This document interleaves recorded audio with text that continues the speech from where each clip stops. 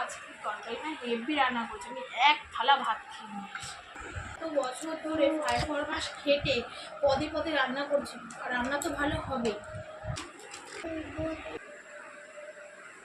তুমি কোথাও গেছিলে? আমি কতবার ডাকলাম, সারা শব্দ পেলাম না। কোথায় গেছিলে গো? বলে গেলে না তো। অনেক বড় ভুল হয়ে গেছে রে। থেকে কোথাও যদি যাই, তোকে জিজ্ঞেস করে যাব, তোর বাবাকে জিজ্ঞেস করে যাব, তোরা যদি পারমিশন দিস তাহলেই আমি আমাকে ক্ষমা করবো।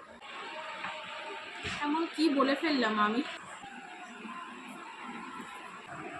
মা, আমার কলেজ থেকে না স্যার ফোন করতে, তুমি চুপ থাকবে না, কোনো কথা বলবে না, আমি একটু কথা বলে নিই। মনা, এত বছর ধরে তো আমি চুপই আছি, কোনোদিন কারো মুখের উপর কথা বলেছি আমি? এমনিই চুপ থাক। মা, মা শুনো, আমার একটা হেভি কথা আছে। সারা জীবন তোদের কথা শুনেই আসছি রে মনা।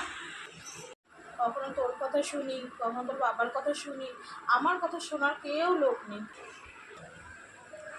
মাকে আর কিছু বলবোই না, মাকে কিছু বলতে আসলে মা এরকম করে।